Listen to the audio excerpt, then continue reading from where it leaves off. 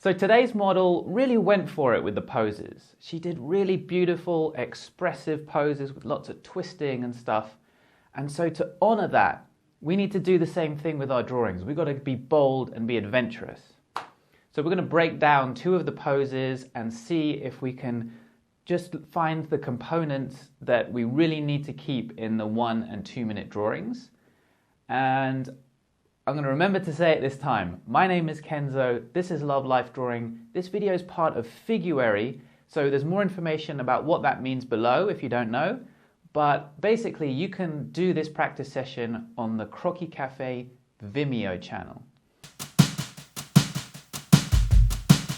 Okay, so this is kind of an unusual pose, I think. It's a standing pose, quite a dynamic pose. Often when there's a dynamic standing pose, it's because the shoulders are pointing one way and the pelvis is pointing, is angled against it, and there's some kind of tension there. Maybe there's a pinch and a fold on one side and a stretch on the other, and we can bring that into our gesture. That's not what's going on here though. This is more unusual. So the legs are kind of solid and straightforward. They're a solid base for this pose. But once you get to the pelvis, it's starting to twist.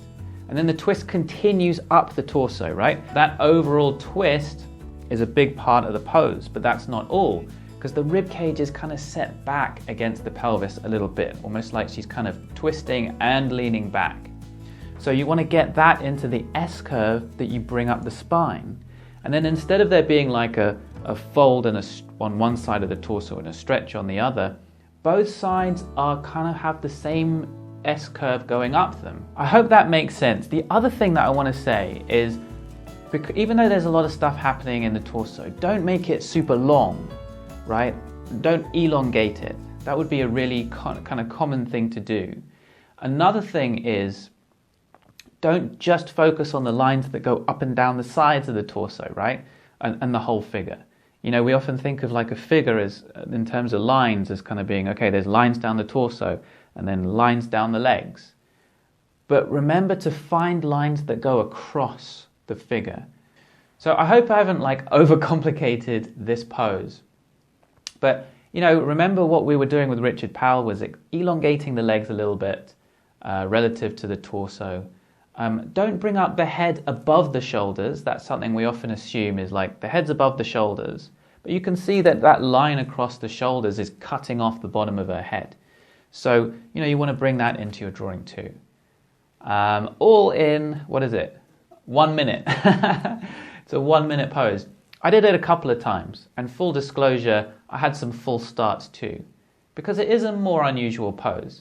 So anyway, good luck with it, and let's move on to the next pose. So this one is by Maiko.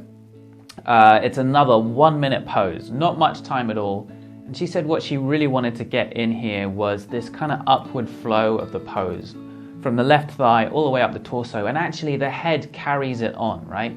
So, you want to keep the position of the head and up high like that to keep that beautiful flow of the pose going. She said the left arm provides some really nice kind of support and stability to the pose, so you can draw that with some strength in it. And she forgot to draw the model's right hand, the one at the back, and she regretted that because it would have added depth to the drawing. But anyway, 60 seconds was up at that point, and the beautiful thing about quick poses is you just go, oh well, I forgot that, but on to the next pose.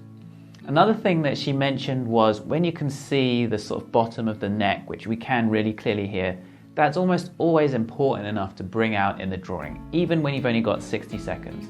That point is actually where the collarbones are going to start, and it's the start of the center line that's going to run down the torso, and it just is a really useful point. So bring that out, even though we've only got 60 seconds. So a beautiful pose. If you need to have a few goes at it, it only takes 60 seconds, so why not? She also said we can see her rib cage and pelvis quite clearly, which is great. We don't need to be too exact and precious about their position. We just want to indicate their angle and roughly where they are relative to each other. Okay guys, we're on day 6 now. So if you're doing, if you've done 6 days of Figuary, it means you're going to do the whole 29 days. If you do 29 days of Figuary, it means you're going to draw for the rest of your life. So you're in this forever now. Tomorrow I'm going to be doing feedback on drawings that are posted on Instagram on hashtag Figuary 2020 and at community.lovelifedrawing.com. So be sure to post your stuff over there and go and join the community. It's free to join and people are chatting about the poses and stuff. And you can find your practice session with these great poses at vimeo.com/Croquis Cafe. So enjoy it. I will see you back here tomorrow.